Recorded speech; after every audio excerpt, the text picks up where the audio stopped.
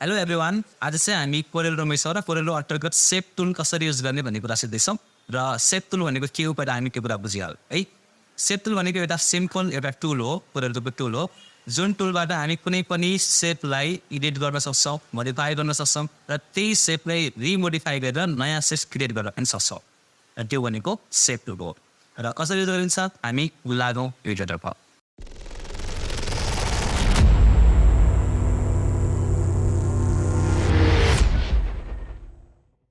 ल पहिला म कोरेलड्र ओपन गरिहाल्छु।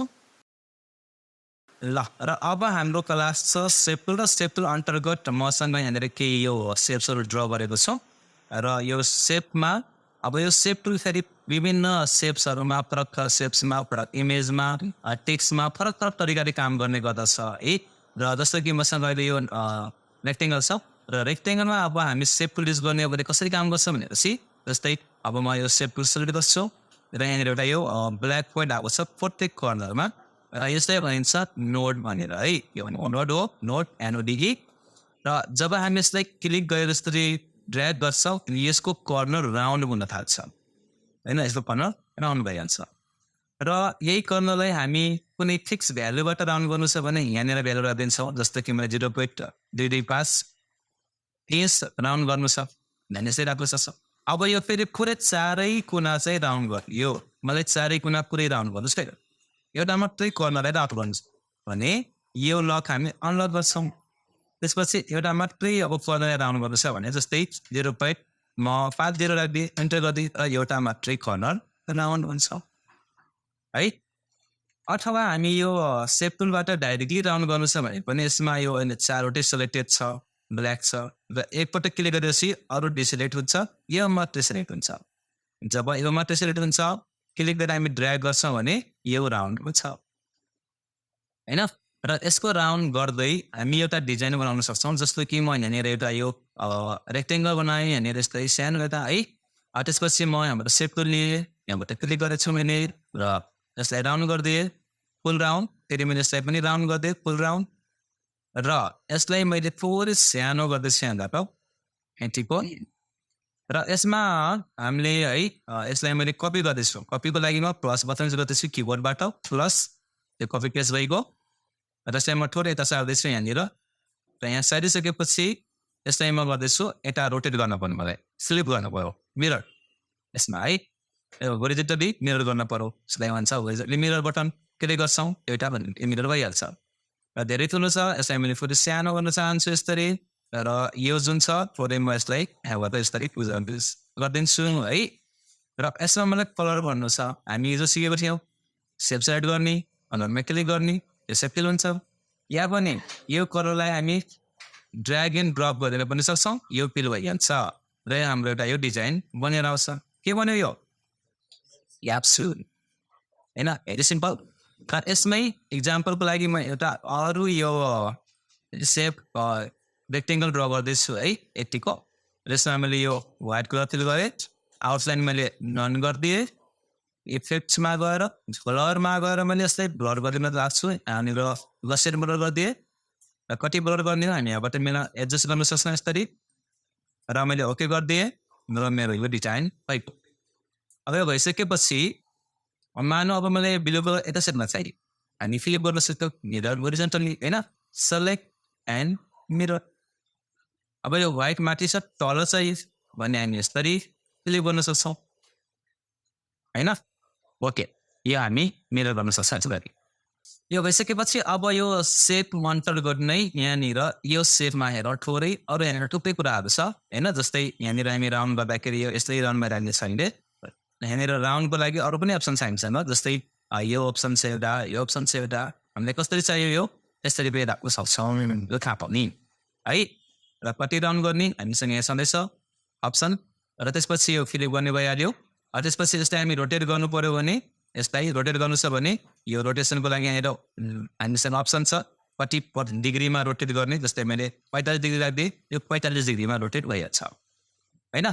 अनि यसको यो साइज भइहाल्यो, यो हाइट वेट र यो यसको पोजिसन हो, अनि यो कुन पोजिसनमा छ भनेर यो थाहा पाउने। र यो थाहा पाइसकेपछि हामी सेप टुल अन्तर्गत नै है यो सेप टुलमा यिनीहरू भयो र अब यसमा यसको लाइन चेन्ज गर्ने पर्यो यसको थिकनेस भनेपछि यहाँबाट यो लाइन चेन्ज गर्न पनि सकियो यसरी र यो लाइन स्टाइल सोलिड छ सिङ्गल लाइन छ भनेपछि यो लाइनलाई हामी यहाँबाट यो डटेडमा पनि राख्न सक्छौँ यसरी होइन यो चेन्ज गर्न जान्ने र योसँगै यहाँनिर हामीसँग अर्को बटन दिएको छ यो भनेको कन्भर्ट टु कर्भ भन्छ यसलाई कर्भ गर्नु पर्यो भने है कर्भ कन्भर्ट टु कर्भ पहिला म यसको यो कर्नरलाई चाहिँ 0 गरेँ है पहिला लक गरेर 0 गरिदिएँ मैले त्यसपछि मैले यसलाई कन्भर्ट टु कर्भ यहाँबाट गरिने हुन्छ अब्जेक्टमा गएर यहाँ क्लिक गर्नुहुन्छ कन्भर्ट टु कर्भ भन्ने अप्सनमा या पनि किबोर्डबाट कन्ट्रोल क्यू बटन प्रेस गर्ने हुन्छ यो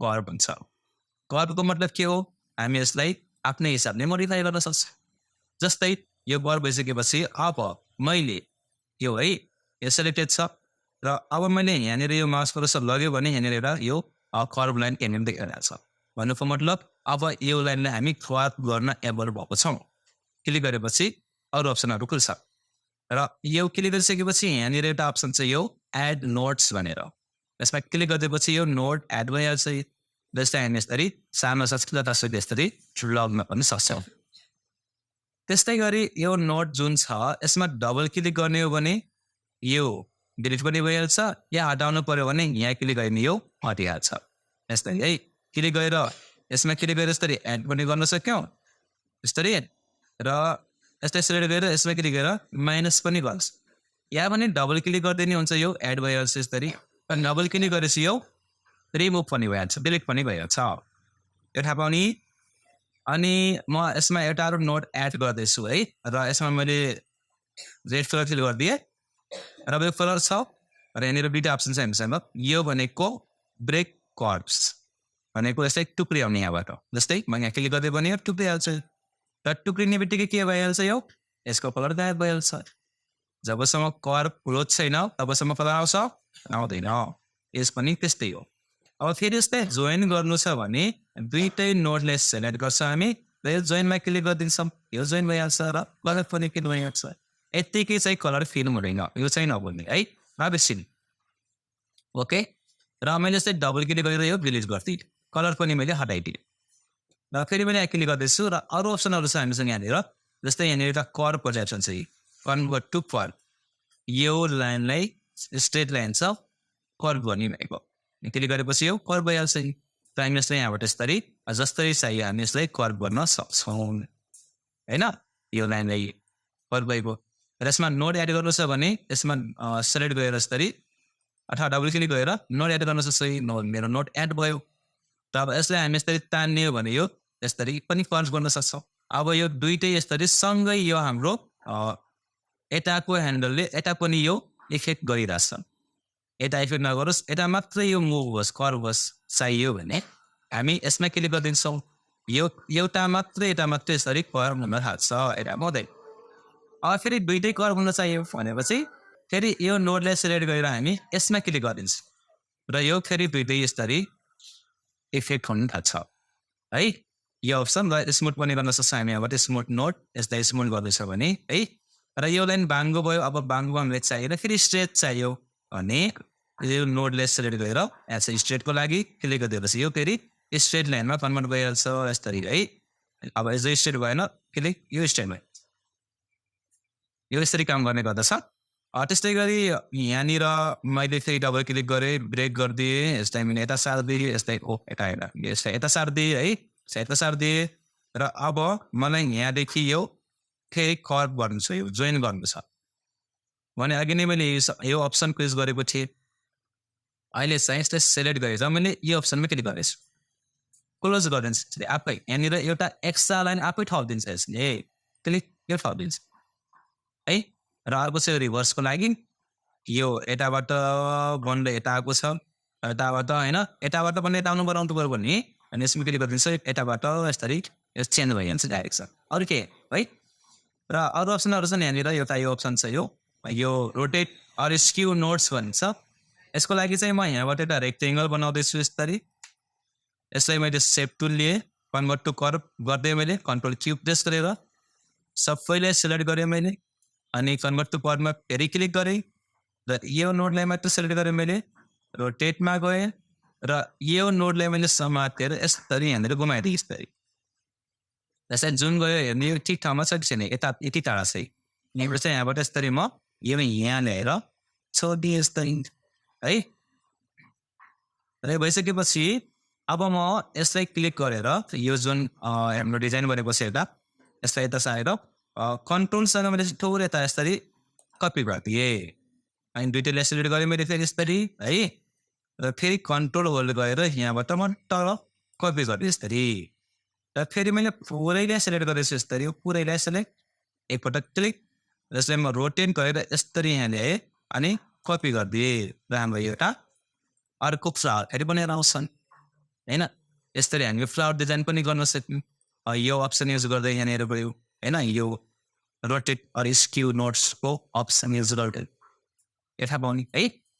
यो सिम्पल कुराहरू हो यो। त्यस्तै गरी अब यो पेन्टागोनसम्म एउटा यो पेन्टागोनलाई क्लिक गरेर यदि मैले सेप टुल लिएर यहाँबाट यो नोडलाई पनि सारेँ भने यहाँनिर यसमा यसरी काम गर्न थाल्छ। यसपछि यो यसरी काम गर्छ सेप टुलले।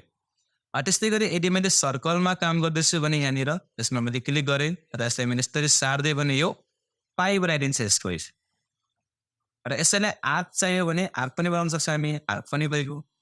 र यहाँबाट यसरी यो ठिक्क पार्न गाह्रो हुन्छ भने आर्क चाहियो अब यहाँ क्लिक गर्न सक्छ आर्क बनिहाल्छ, यहाँ क्लिक गर्न सक्छ पाइ बनिहाल्छ, यहाँ क्लिक गर्न सक्छ यो सर्कल बनिहाल्छ। स्याल गुराँसको है यो थाहा पाउने।